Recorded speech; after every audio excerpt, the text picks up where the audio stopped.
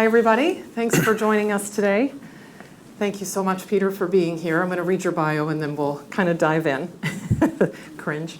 All right. Peter Attia, MD, is the founder of Early Medical, a medical practice that applies the principles of Medicine 3.0 to patients, with the goal of simultaneously lengthening their lifespan and increasing their health span. Dr. Attia received his medical degree from the Stanford University School of Medicine and trained for 5 years at the Johns Hopkins Hospital in General Surgery.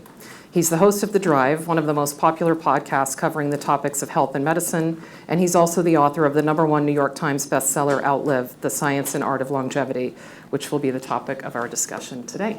Peter, thanks for joining us. Thanks for having me. Yeah. So personally speaking, as I shared with you before we got here, your book changed my life, and I'm really grateful for the opportunity for you to be here today and share your work with a broader audience. So before we dive into the book, I want to learn a little bit more about you. Many of us know you as physician, author, podcaster, et cetera, specializing in longevity, but can you tell us a little bit about just your path to get here? Yeah, it's not, I mean, there's an expression about how things always make sense in retrospect, but maybe not at the time. They don't seem that logical. There's a more eloquent way to describe that. Growing up, didn't particularly care for school, was really enamored with boxing, and I wanted to be a professional fighter. And that was essentially my life until my final year of high school, when an amazing guy who was one of my teachers, I think, probably one of the first pivotal moments in my life was when this teacher called me in early one morning, and interestingly, rather than sort of browbeating me for not applying to college, he just said, "Look, I think you really have a talent for math. I think you'd be crazy." He didn't even say it that way. He goes, "I think you would be depriving the world of something if you didn't pursue your talents in mathematics." And even though I didn't like school, I loved this teacher. And something about that just really got me thinking. And ultimately, I ended up needing another year to apply to college. But I ended up going and following in his footsteps, doing engineering and math together. And then I had another change of heart, which is a long story that I won't get into. And after I completed all of that and was just about ready to start my PhD in aerospace engineering, realized I actually wanted to do medicine instead. And then I needed to spend another year screwing around to take pre-med courses, which I'd never taken. I'd never taken a biology course. A funny story, when I took the MCAT, I hadn't actually taken biology yet. And it was only the night before the MCAT that I realized meiosis and mitosis were different, and it wasn't a typo. The entire time I was going through the practice test, I was like, how sloppy of these books that they can't even spell check them, for heaven's sakes. And then luckily the night before I figured that out. So then I went to med school and thought I was, like everybody, you sort of go into medical school thinking you're going to do one thing. I thought I would do pediatric oncology, but then decided I really wanted to do surgery. And then interestingly, when I was still 2 years shy of completing my 7-year residency, I just had another change of heart and realized I'm not happy doing this. I'm going to leave. Decided I would go and get an MBA. And then met somebody who told me about this company called McKinsey, where you basically get an MBA but get paid. And I was like, well, that sounds like a better idea because I have so much debt at this point in time. So then I went off to McKinsey for a couple of years, didn't do healthcare, did credit risk, which was the most amazing time to be there, 2006, 2007, 2008, in the lead up to the mortgage meltdown. It was like being a kid in a candy store if you enjoy quantitative stuff, which I do and did. And then to make a long story short, I just sort of became interested in my own health. And that was actually the journey that kind of led me to doing what I do now and have done for the past 10 years, which is sort of really think about this idea that at the time I wasn't calling Medicine 3.0, but that I now call Medicine 3.0. Yeah. Great, thank you. That's actually a good sort of onboarding into some of the concepts of the book. So you describe Outlive as an actionable operating manual for the practice of longevity. And that's a term that gets used loosely and thrown around a lot. Can you sort of describe how you think about longevity and maybe share a little bit about the terms that you use, lifespan versus health span? Yeah. I do make a point in the book of saying how much I don't like the word longevity, but it's not because the word doesn't have meaning. It's because it's been, I think, hijacked to mean a lot of things that I don't necessarily think are relevant, and in many cases I think are actually just kind of harmful or silly. But for whatever it's worth, the word is here, and it's clearly a heuristic for something. But I do think it is important to differentiate between lifespan and health span, as they are two different components. So, for example, when we talk about the increase in lifespan of, for example, people in the United States over the past 100 years, it's profound. There's been a doubling of lifespan. And that's obviously a part of longevity, but it's not the only part. And so there must be this other part that's not as obvious. And I think health span is less obvious because it's harder to define, harder to measure. And frankly, it's not binary, right? You guys are engineers, so we love digital things, right? It's 0 or it's 1, and that's it. And that's what lifespan is. But health span is not. So I think in part, the expression what gets measured gets managed is very true here. And I think that historically the medical system measures lifespan. And we've managed it pretty well. But health span is more complicated because it has components that are somewhat subjective, and even the things that are objective are a little squishier, right? So cognitive health, you can measure certain elements of that. You can measure processing speed, you can measure memory, short-term memory, long-term memory, visual-spatial memory, but we don't typically do these things, and therefore I think it's harder for people to kind of wrap their mind around what is health span. So for me, it has three pieces.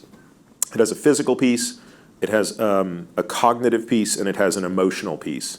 And those are broad terms. So you might say, well, how can it only include those three things? But if you unpack what each of them is, you'll see that there's quite a lot there.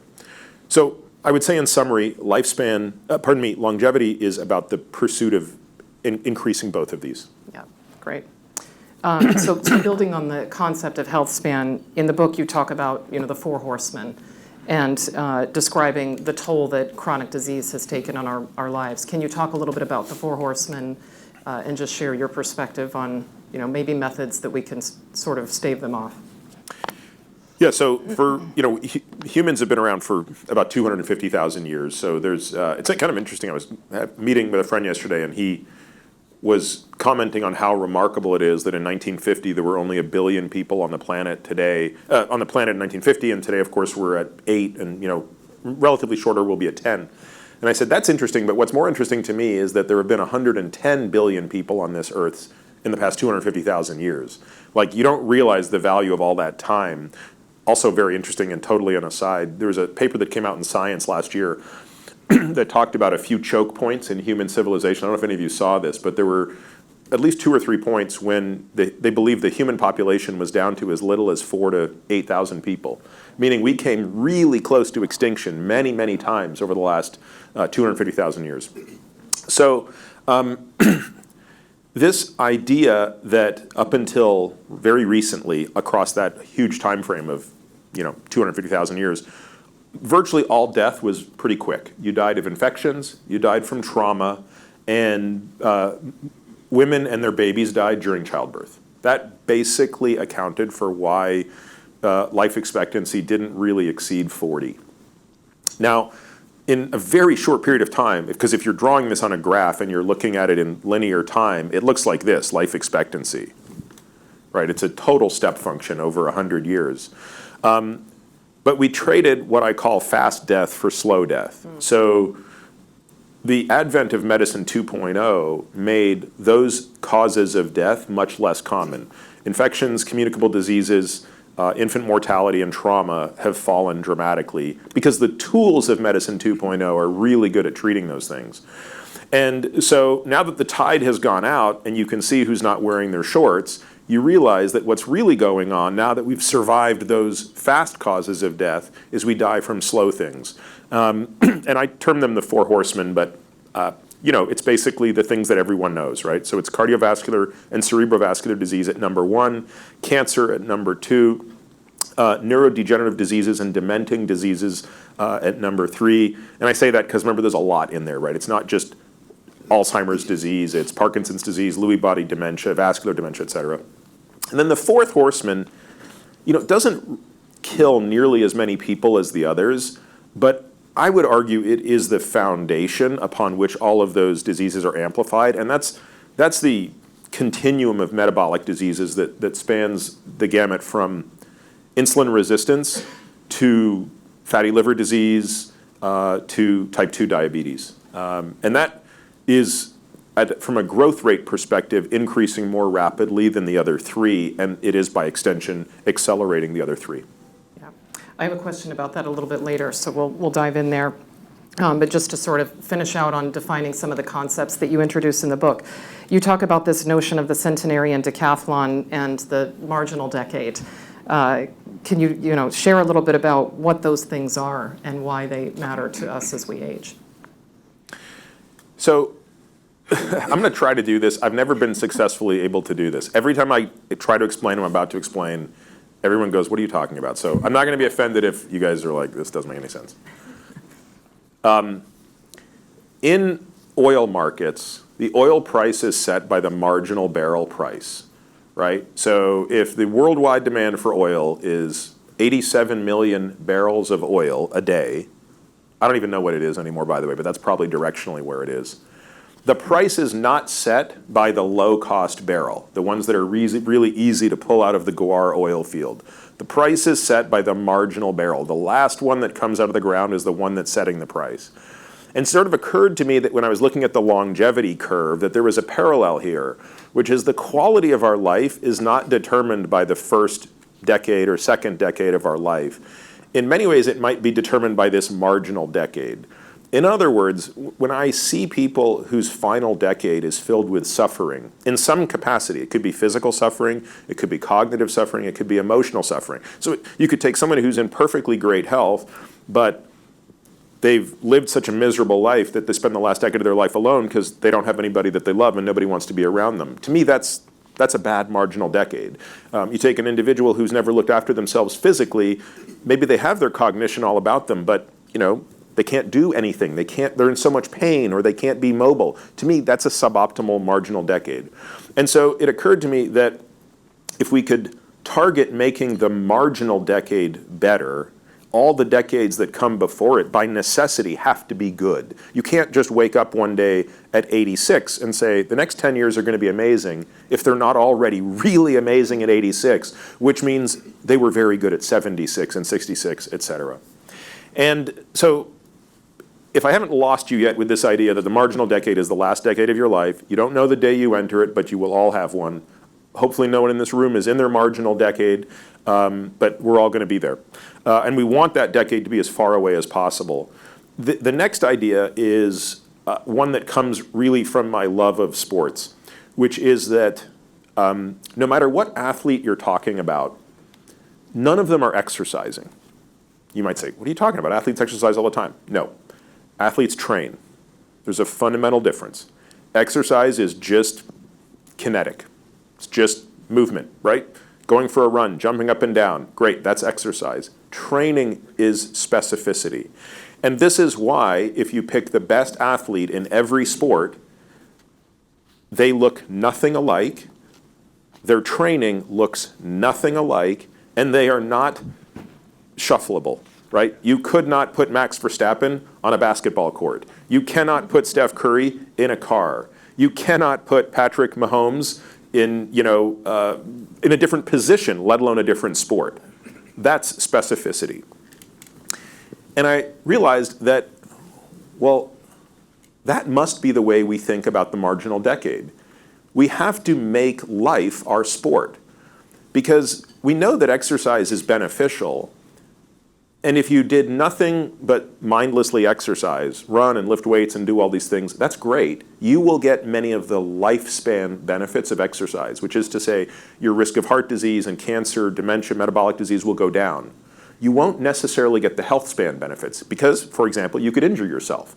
Well, that's very counterproductive. If you're running to the point where you're grinding your knees into the ground, you're going to have a hard time being mobile in the final decade of your life. And so if instead we focus on this idea that I called the Centenarian decathlon, which just means you pick the 10 most important things you want to physically be able to do in the last decade of your life. And these can be both recreational activities, but also just activities of daily living. I get asked all the time, like, tell me some of the things your patients say. I mean, on the activities of daily living side, it's have sex, care for myself, be able to cook, like it's things that we would all just take for granted today. And then, of course, people also think about what they want to be able to do recreationally. A lot of people say, look, I really enjoy playing golf. If I'm 90, could I play 18 holes and actually walk all 18? Could I pick a kid up, a grandchild, out of a crib? Can I sit on the floor and get up on my own? Again, all of us could do these things today without any effort, but if you've been around people in the final decade of their life, very few of them can do these things. Well, I would argue it's because none of that will happen automatically, and the only way it will happen is if you train for those things as though they are the sport. And it's just weird because we don't think of people in their 90s competing in the Olympics, but that's effectively what it is. Great, thanks for that. So let's move a little bit into how people can put this into practice in their lives. In the book, you quote Sun Tzu, saying that tactics without strategy is noise before the defeat. Could you talk a little bit about that and then maybe expand on what are some of the tactics that can help people to sort of achieve their centenarian decathlon? Well, we sort of break, we break the tactics down into kind of 5 areas, domains, pillars, whatever you want to call them. So I think, and there you could argue there's a 6th one that is all else, just to make it sort of mutually exclusive and collectively exhaustive. But nutrition would clearly be something that fits in, like it's a clear input that matters in this equation. And that's your favorite topic. Yeah, that's the one I want to talk about exclusively. Then we have exercise, which actually is my favorite topic. Sleep.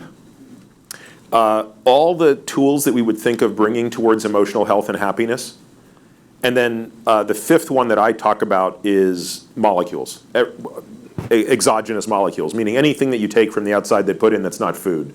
So drugs or supplements or hormones. And like I said, I guess if you really wanted to be me-see, you would add a 6th bucket and just call it the waste bin of everything else. Some of which is probably valuable, like saunas. Some of which is probably useless, like hyperbaric oxygen. Sorry if people love hyperbaric oxygen chambers. But you could just say, and every other thing that anybody thinks of. Okay, Yep. Great. So maybe I'll go to nutrition first since you Perfect. don't like it. So it's a topic you often joke about, not loving to speak about, but what are just some common misconceptions that people have about nutrition, and what do you think are sort of the no-regret moves? I think the biggest misconception about nutrition is that it's more complicated than it is, and that there's one true diet, and this, by the way, this is kind of an elitist view of nutrition. I don't think the average person out there is thinking this way, but I think that in the circle of, influencers and personalities and things, there's this view that like, my diet is the diet, and those of you that are eating seed oils or eating this or eating that, I mean, gosh, you might as well be smoking. So the truth of it is, the human body is remarkably resilient at basically turning chemical energy into electrical energy back to chemical energy. That's all we're doing. We're just taking hydrocarbons, we're breaking them down, stealing the electrons, putting them into the mitochondria, generating ATP from ADP, and recycling the whole thing.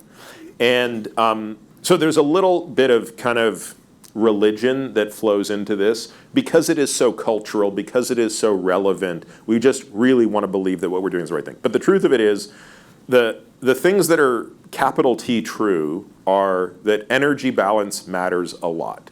Meaning, you can't eat too much and you can't eat too little. Now, the body has way more protections against the eating too little part. This is obvious if you reflect on our evolutionary history, right? Too little food was historically a way, way bigger problem than too much food. Too much food has only been a problem for 50 years. And 50 years out of 250,000 as Homo sapiens is nothing.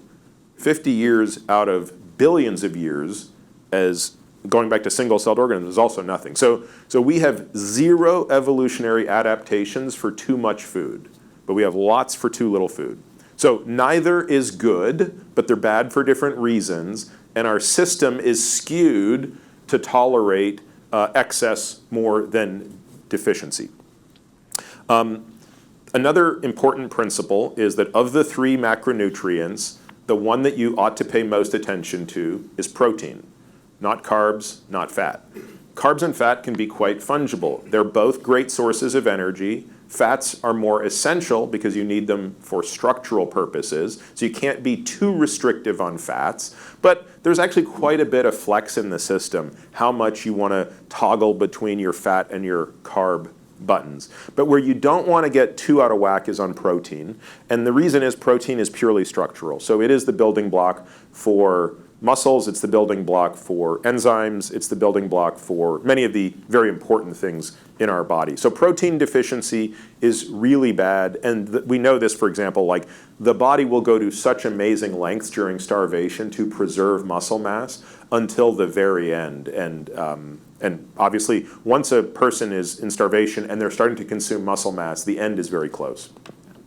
So beyond those things of how much you're eating in total calories, which will be reflected, I'm sure, if we talk about metabolic health and what are the consequences of excess calories, and getting sufficient protein, if there's truly an 80-20 rule, that's the 80. Yeah, got it. Thanks. So let's talk about exercise, since you do love that. Explain sort of just the importance of cardiovascular strength, mobility. You touch on all these things in the book, and just how do they contribute to staving off the 4 horsemen and just contributing to healthspan?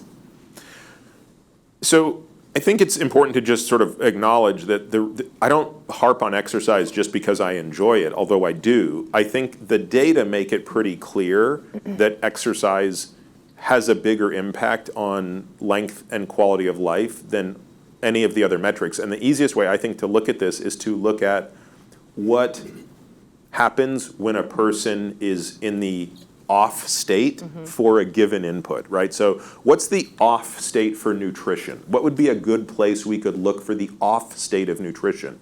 It would probably be either significant obesity or type 2 diabetes. Those would be the 2 most extreme states. You could say malnutrition, but I'm putting that aside. There's not really a problem today. It would have been a problem before. And obviously it's a problem in certain part of the world. But let's just, for the purpose of this illustration, say what is the increase in all-cause mortality for a person with type 2 diabetes. And it's significant. So how significant? It's about 40%. That's a big number. That means that at any given point in time, a person with type 2 diabetes has an increase in all-cause mortality for the coming year of 40% more than the similar person, age, sex, education, smoking status, et cetera, that the non-diabetic person does. So it's a very big deal. So we put that number aside, and now we go and do the same analysis with other variables that are congruent with exercise. Notice, not with exercise, because that becomes, it's irrelevant to look at inputs and subjective assessments of like what I do. In other words, I don't care what people tell me they eat. I care about the end state. I don't care what people say about how much they exercise. I care about the end state. How strong are you and what's your VO2 max? Those are the 2 most objective ways that we can measure the output as opposed to the input. Does that make sense? I don't care about the inputs because there's no reliability in reporting that stuff. I just care about objective measurements on the output. So I can measure your VO2 max. I can measure how strong you are. Those are very objective. And the data there is overwhelming. If you compare top quartile VO2 max to bottom quartile VO2 max, it's 175% difference in all-cause mortality. If you measure top decile strength or even top quintile strength to bottom quintile strength, you're talking about a 100 to 125% difference in all-cause mortality. So we have to discount all of these things because they're associative and they're not randomized data, so there's a healthy user bias embedded within them. But when you're starting to talk about hazard ratios that are that large, you know that there's actually a signal there, and it's not just a bunch of random noise like, oh, people who eat pepperoni have a 6% greater chance of colon cancer. That's the noise you can totally tune out. Yeah, thanks for that. I think we'll skip over sleep. You've got a lot of great podcasts and things like that on that subject. But on supplements, I think people are kind of confused, right? There's industry and influencers that are constantly peddling quick fixes and whatnot. How do people sort through the noise and understand A, do they even need supplements, and B, which ones are right for them? So I really like frameworks because people always want me to give an answer, but I feel like if it's such a stupid cliche, but like if you just give a person the answer, you're kind of giving them the fish, but if you give them the framework, you're teaching them how to fish kind of thing. So I would say, given that there is no shortage of supplements on the market today, and there will never be a shortage of them in perpetuity, it's better to think of it this way. So anytime someone asks me about a supplement, and again, let's just say a patient coming into the practice, what am I asking? I'm saying, okay, question 1. Is this a supplement you were taking to replace, correct a deficit? Or are we talking about something that is independent of that and we're dealing with supernormal physiologic levels? So an example would be vitamin D. Someone says, should I be taking vitamin D? Well, again, are you taking it because your vitamin D levels, which we can objectively measure, are low and you're replacing it? Yes or no? But for many supplements, the answer to that question is no. We're not replacing something physiologic. We're taking something that is outside of the realms of that. Creatine would be an example, right? Should you be taking creatine every day? Well, again, you're clearly taking more than the body normally would take in. Second question then is, are you taking this because you believe it will positively impact lifespan or health span? If lifespan, is it doing it through a specific mechanism that targets a specific disease? For example, I'm taking this supplement because I believe it will lower my risk of cardiovascular disease, which is a cause of mortality, so that should increase lifespan. Or are you taking this because it might not have any bearing on any disease, but it might improve my quality of life, to which I then say, okay, bracket it as physical, cognitive, emotional. Mm-hmm. The next question is, do we know the mechanism of action? Again, you don't have to get the quote-unquote right answer to each of these questions, but if you go through this, it becomes really easy at the end to go, this is probably nonsense. The next question is, what are the safety data? What do I know about the production of this actual molecule, and how has it tested in animals and in humans? And how sure can I be about its purity? Because again, the problem with supplements is they're not regulated. So there can be anything in a bottle. There is no regulatory oversight. So you are putting an unbelievable amount of faith in a company that has no reason to, even if they're not trying to harm you, they have no reason to sort of toe the line that, for example, a drug company does. And then lastly, how do you put this all together in a risk-reward matrix of trade-off, right? Where you assess the certainty by which you think the efficacy is there, the safety is there. And honestly, I think when you go through this logic, you realize the list of supplements that a person should noodle taking is pretty low. Great, thanks. So as you think about these tactics and the fact that you talked about output being important, a lot of this is very measurable. Blood tests, devices that we wear, things like that. So in this field that's like sort of increasingly dominated by data, how do you balance taking in all this data with just intuition and how you feel? Yeah, that's a great question. And I think it's different for different people. Mm-hmm. Like, I guess because I'm an engineer, I actually like data. Yeah. I don't mind it. I don't get overwhelmed by it. It sounds silly, but I would bet that half this room can appreciate this. Like, it's just fun. Like, I like spreadsheets. I like Excel more than I like PowerPoint and Word. That's just the way it is. It's always going to be that way. And therefore, I really enjoy modeling things, and I love coming home from a ride and downloading the data and looking at it. But if there's someone in this room who's listening who says, what the hell are you talking about? That's totally fine. You don't need to do any of that nonsense. Sometimes there are certain things where if you once in a while pay attention to it, it will help guide you. So for example, there's a type of exercise that I talk about as being very important. It's called Zone 2 cardio training. So we all understand, I think, that cardio training is important, but it has to be done at different intensity levels. And there's a low energy system that we describe as zone 2. And there's a very technical definition to explain what it means. And it has to do with the way the mitochondria is working. But most people don't care. They just want to know, how intense should I be exercising to hit that level?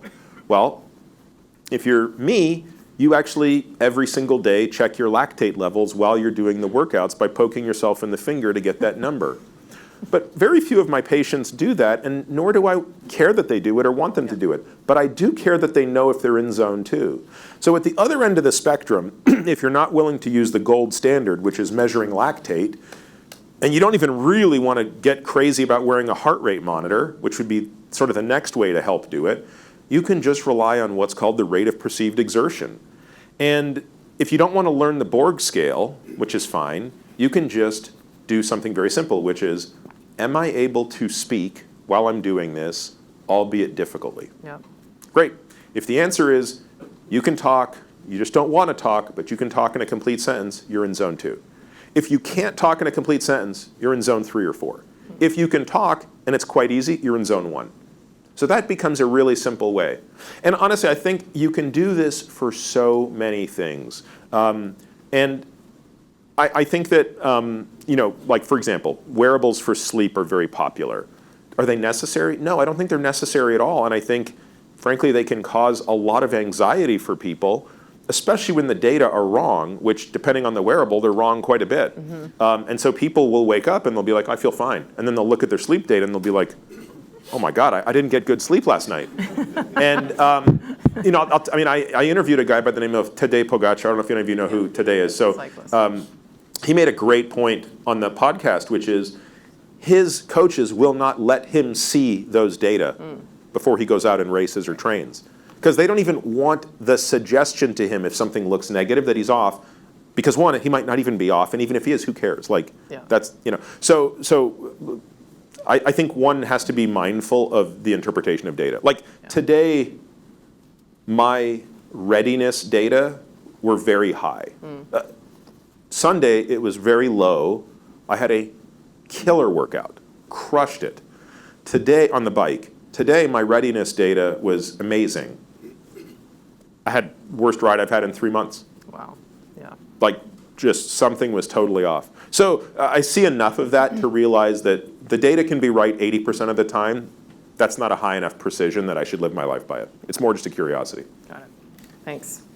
So you're a busy guy. You're a husband, father, physician, podcaster, writer, entrepreneur, all these things. And lots of people watching and here in the room today go through seasons of life. So what are the elements that are sort of the non-negotiables, and when can you flex to allow for that season of life to prioritize other things that may arise? New baby, new job, new health diagnosis, et cetera. I would really like another baby, but my wife has said no. So unfortunately, we're down to we have 3. But I think this is difficult. I don't pretend to have a great insight here, honestly. I think this is kind of the eternal struggle. I think the cruelest thing about being a human is that we can't. You know how you can discount cash flows, right? You know how you can you can conceptually treat money in the future as less valuable than money today? We can't do the following exercise. I can't say, I'm 51 today, from now until I'm 61, 2 things are simultaneously true, and I wish I could switch them. So unfortunately, the next decade of my life is the most productive decade of my life to work. That's just the nature of the fact that my brain still works, my work is relevant, all the reasons that anybody would feel that this is still a good time to be in my career. It's also the most important decade when my kids are in the house. I have 3 kids in the house, and for the next 10 years, at least one of them will be in the house. So I really wish I could work 30 or 40 hours a week for the next 10 years, and then when they all leave, go back to working 60 hours a week. But it doesn't really work that way, because in 10 years, nobody's going to know who I am, and I'm going to be irrelevant, and I could do all the work in the world I want. It's not going to matter. This is the only opportunity I have to do this, and I'm sure many people can kind of relate to that.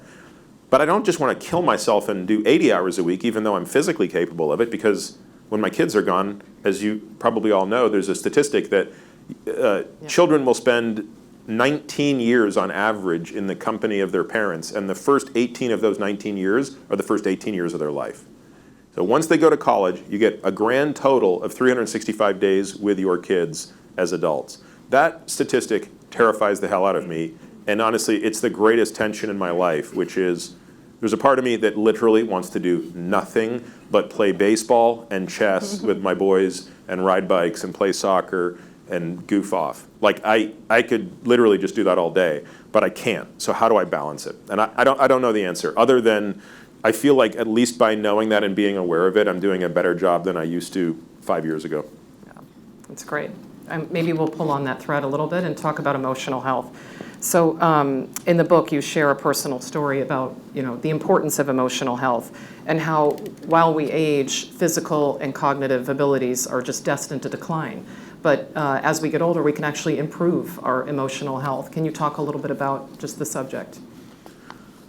Yeah, I mean, I think it's a difficult subject to talk about because, now we get so far outside of I have no professional experience, right? So I can talk about exercise, I can talk about cardiovascular disease, talk about these things, and I can speak to them outside my sphere of experience. But when I talk about this, I'm mostly just talking about myself and obviously what I've learned from my patients.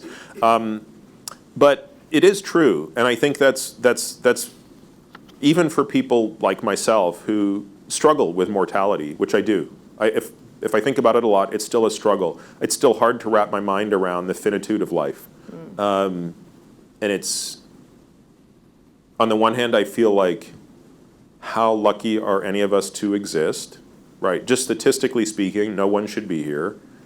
And then the fact that we actually exist now, as opposed to 500 years ago, 5,000 years ago, 50,000 years ago, I mean, that's insane. Oh, and then the fact that we exist in the United States or in the developed world as opposed to sub-Saharan Africa, that's insane. So you have all of these things that are incredible, and yet somehow we still feel robbed by the fact that we don't get to live forever. And this is, you can appreciate this in the zeitgeist, right? This do not die. We cannot die. We must be immortal. All of us struggle with this one way or the other. But if you then come back to reality, you realize, well, barring some miracle, and maybe we can talk about what some of those miracles might be, our health span physically and cognitively slows. Mm-hmm. I mean, they've already slowed so much for me that it's frustrating. Mm-hmm. But to think that this other one area doesn't have to, where your relationships with others, your relationship with yourself, can actually get better as you age, kind of like wine. Mm-hmm. That, to me, is both hopeful, but also gives motivation to work on that thing, just as we would work on delaying the decline of the other things. Yeah. So can you share a little bit more about, you've been studying the field of longevity for quite some time. Can you just share a little bit about wisdom and aging and how you think, age enriches one's life? Well, I don't think that's necessarily or automatically the case, right? I mean, I think that for some people it probably is, but I think for other people it has to be somewhat deliberate. And I guess that's sort of my argument with the Centenarian decathlon, which is every once in a while you'll come across the story of a person who's 100 years old and they're as spry as a 75-year-old, and we're like, what's your secret? What's your secret? But a lot of the times there's no secret, it's luck. There's going to be outliers out there. So luck is not a strategy. So preparation is the strategy. And therefore, I don't draw a lot of inspiration from the people who just got there by luck. I kind of look at the people who had to overcome something to get there, physically, emotionally, whatever. Look, I think the single most important thing is just introspection. If you cannot be honest with yourself about your shortcomings, you're never going to grow.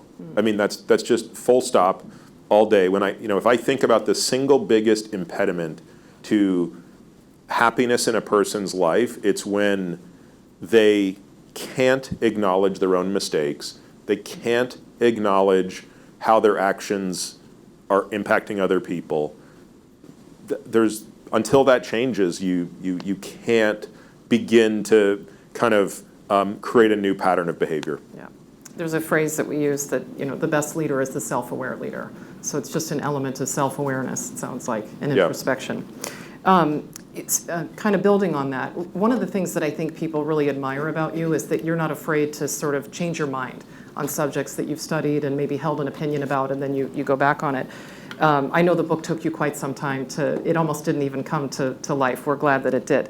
But are there any practices or insights that you didn't include in the book or that have changed since you've written it? Yes, many. Where to begin? How long do we have? I would say, I mean, just on the pharma side, I think two things that I've changed my mind on quite a bit. I used to have a pretty negative view on metformin in modestly healthy people who were exercising. So someone with a little bit of insulin resistance, usually measured by, you know, higher levels of fasting glucose. So if your glucose is high in the morning, the only place it came from is the liver, right? You haven't eaten in 10 hours. Your muscles can't put any in the circulation. So if your glucose in the morning is 110 milligrams per deciliter, that is a hepatic glucose output problem. And there's one drug that treats that really well, and it's called metformin. But I've always had the view that, well, metformin, because it inhibits part of the mitochondria, and that's how it activates, well, and we don't have to get into all that. But I've always thought, well, not a great idea. I also know that we see a slight increase in serum lactate levels in people taking metformin, even when they're not exercising. I just thought that, you know, it was doing something in the muscle that I didn't like. And actually, I recently learned that, no, that's not true. I looked at a tracer study and realized that that metformin can only get taken up into cells through something called an organic cation transporter, and it only exists in the liver. So all of that lactate elevation we're seeing is in the liver, not in the muscle. It's not from muscle production of lactate. And so that's a silly and small example, but it is an example of where I am more liberal now with the use of metformin. A more topical discussion might be around the use of GLP-1As. So again, when these drugs came out 10 years ago, actually, the second generation one came out 10 years ago. That was when I first learned about them.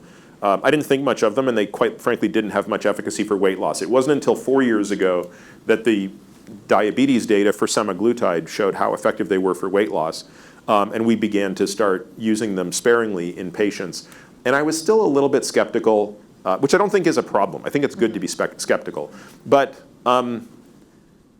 I really just felt like, one, it wasn't possible to maintain muscle mass while you were on these things, and two, there were a bunch of other things that I thought would be negative side effects. But I just think with the emergence of more and more data, and now that we're seeing generation 5 data, so the 5th version of this that's not out yet, the data look better and better and better, and I'm really believing this is a major turning point in how we think about metabolic disease.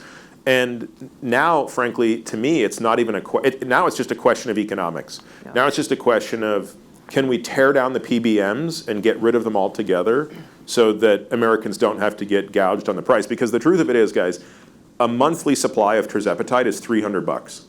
So when a patient pays $1,000, $700 of that is going to their employer through the PBM and a cash rebate.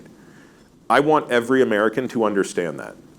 If I'm going to die on a cross one day, it's that cross. I want the American public to understand how corrupt the PBMs are and how they are literally stealing money from American workers to cross-subsidize back to drug companies and to their employers. So people say, well, these drugs are so expensive, we're never going to be able to manage the 42% obesity rate at that price point. And you're right, at that price point we can. But if we actually paid what everyone else in the world pays for them without our bureaucracy around this system, I think we start to have better opportunity. Yeah. I promised a question on just metabolic health, and I think that's a good sort of entrance into it. So there was a study published last week. I know we always have to take these things with a grain of salt, but it effectively suggested that obesity is just at a crisis point in the US, and that the disease burden associated with that is just massive on our society. What sort of like cultural or societal shifts do you think need to take place to help address this? Well, you could sort of think about that question in many ways, right? The first way you can think about that is the why. Like, what changed so much in the last 50 years that the rate of obesity has gone from roughly 10% to 40%, and type 2 diabetes has gone from 1% to 10%. By the way, that's a more startling statistic, is the log-fold increase in type 2 diabetes in the last decade. And I suspect the reason that there's so much debate around this is that it's not one thing. And that when you have many things that are conspiring against you, you're always going to have different arguments for, well, it's all big ag. Like it's the glyphosate in the wheat, or it's the sugar, or it's the electronics, or it's the hyperpalatability of food, or the fat, or the salt, the inactivity, the stress, the reduction in sleep. And the truth of it is, it's probably all of the above, and you need 3 of the 8 to sort of kick you off on the wrong path. Like, I'm making this up, right? But you can imagine a model where, okay, there were 10 potential things out there that trigger obesity and diabetes, and once you accumulate 3 or 4 of them, 80% of people are on the way there genetically. And in a system like that, it's very difficult to identify and then target from a policy perspective what you're going to do about it. But like, it's not clear to me that even if you took some of the most egregious offenders, like if you just taxed sugar, would this get better? I think the answer is no, it wouldn't. Like, I just don't, I'm not convinced that any sort of solution like that's going to work. So I can certainly imagine scenarios where if you had perfect control over a population in an autocratic world, you could make draconian changes that would impact it, but that's just not even a trade-off that's even worth talking about, because nobody wants to deal with what the other consequences of that are. So one of the most remarkable things about being in the United States is that we're a consumerist society. Like, we want it bigger, we want it faster, we want it now, we want the best, well, okay, that comes at a cost. Yeah. And anybody who's been to other parts of the world where we don't see the same obesity rates realizes it's a totally different culture. A totally different culture. So it sounds like a cop-out answer, but it's the same reason why US healthcare is twice as expensive as everyone else's. It really comes down to the fact that we are the greatest consumers on earth. Yeah. Now, again, the question is, what can we do about it, or what should we do about it? And I think the answer is we should do something about it, because if you're not swayed by the economic cost of it, which is significant, you should be swayed maybe by the personal cost of it. And I think the personal cost is high. I think the suffering is real. And I kind of reject this idea that obese people are just gluttons and sloths. Like, I think that's just such a dumb argument. And I just don't think anybody wakes up and says, God, what can I do today to be more overweight? Like, I'd really like to double down on my type 2 diabetes. How can I do it? And maybe this is getting a little too philosophical, but I also kind of reject the willpower argument a little bit. I also think that's a little bit genetic. I mean, that's a very unpopular thing to say among high-achieving individuals, but like, everybody says, God, Peter, you have insane willpower. And it's like, yeah, but I don't think I did anything to get it. Like, it's carved into my chip. Like, that's the chip was built that way. So it's very difficult for someone who's got that chip set to look at the other person and sort of say, why aren't you like this? So all of this is to say, I'm very excited about these pharmacologic options, and I think they should be a part of a solution. But I also think people should be exercising more and eating better, because I think they will feel better, and I think they will perform better, and I think they will enjoy their lives more. So I'd like to kind of see the whole thing done, but it's that's not an easy thing to do because it's part policy, part culture, part structure. Yeah, thanks. Okay, we're going to move to Q&A because we have about 10 minutes left. And we had some questions submitted from online. So I'm going to read one of those first, and then we'll move to live questions in the room. So Brent from Dallas asks, given AI's potential to transform healthcare in many ways, from drug discovery to patient care and access, what do you see as AI's biggest potential to change the way that practitioners transition to Medicine 3.0? And what can companies like Google do to accelerate this process? Oh, that's a tougher question than the one I hope you were going to ask, which is where is AI going to help medicine? Yeah. But that said, you know what? The way to help practitioners transition to 3.0 is get a bunch of the 2.0 stuff off their plate.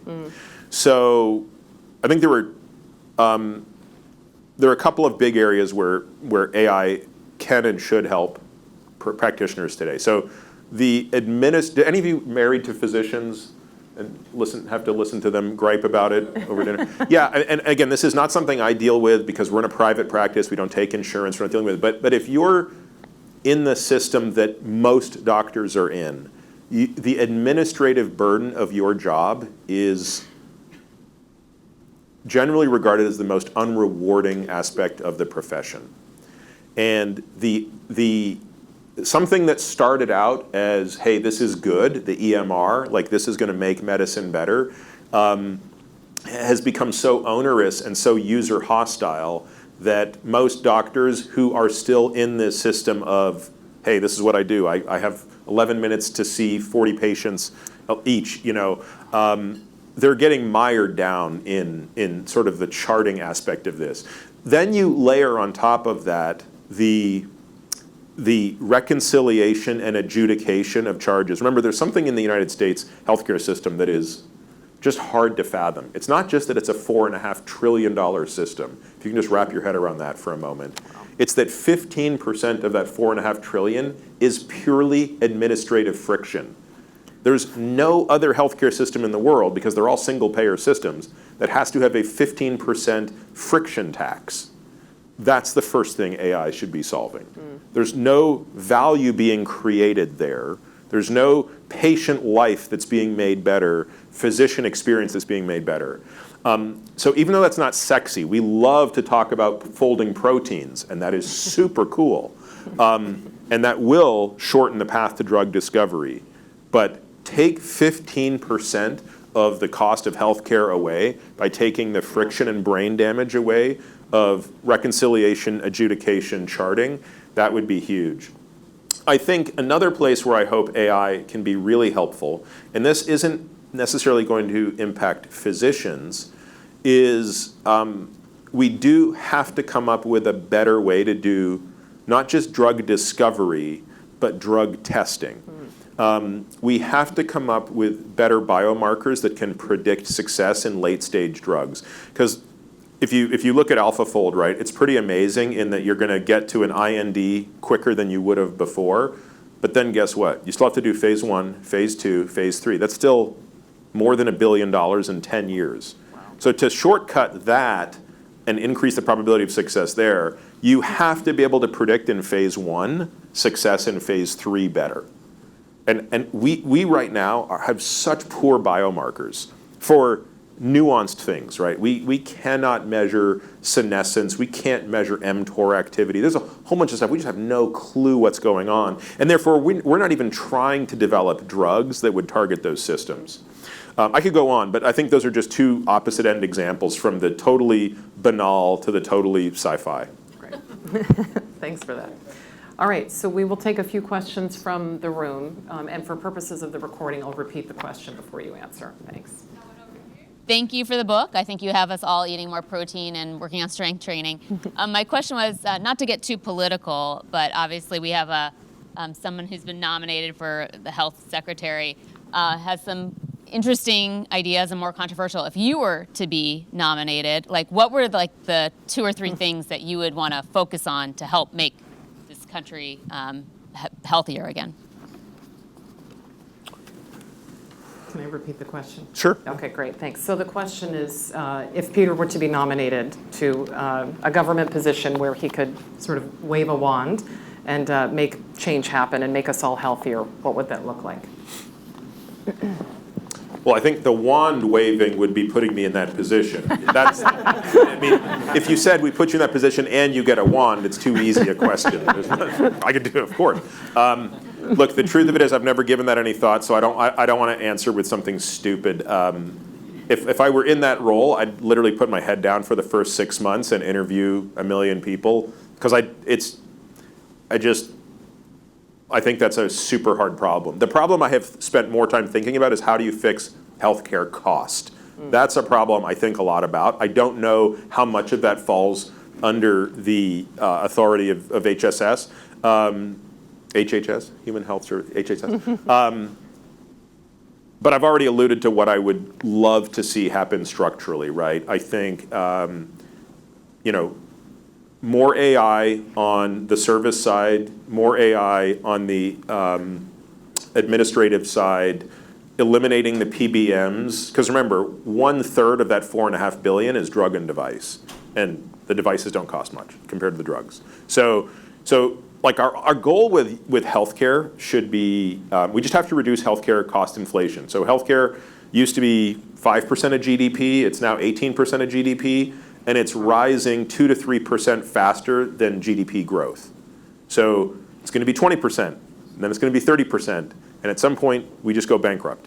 So if we could get healthcare cost growth to be lower than GDP growth, there'll be a day where healthcare could only be 10% of GDP. We're actually in line with the rest of the world. So anyway, that's where I would probably put all my effort, and at least that would be the first place I would go. And then of course I would have to come back to you in 6 months with some other ideas. As in regards to autoimmunity, I feel like there's been a lot of data about it increasing thousands of percentage points over the last 5 years. What are your opinions on low-dose naltrexone and other peptides such as thymosin alpha-1 and thymosin beta-4 on reversing autoimmunity? Wow. Really putting me to the test. Okay, so the question is about the rise exponentially in autoimmune disorder and very specific drugs that have been prescribed to help reverse that trend. There. So, as far as naltrexone goes, obviously that's a drug that exists on the market today. So this is kind of an off-label use of it if it's used in low dose. And just to be clear, not my specialty, but we have patients who have, been on protocols where it seems to have been somewhat successful. So I think there's some evidence to suggest that low-dose naltrexone is potentially something viable that a rheumatologist should be considering in the treatment of autoimmunity. Your second part of your question really is about peptides, right? So you mentioned a couple. And one of the challenges we have is that last September, so like a year and a bit ago, the FDA basically struck down the sale and distribution of peptides in the United States.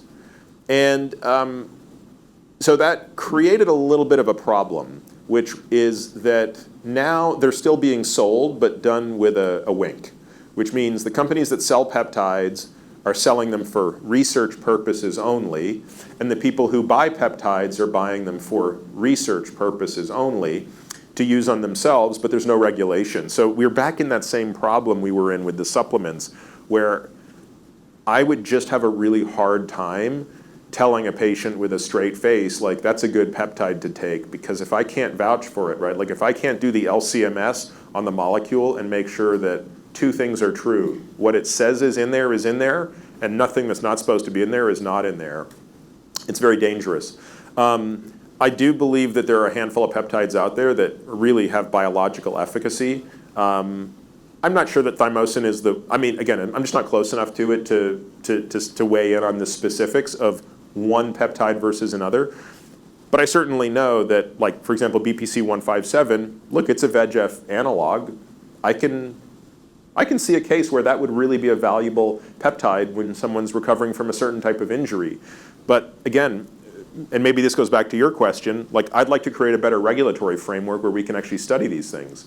Because the one thing that really bothers me is a morass of uncertainty that allows people to profit at the confusion of others.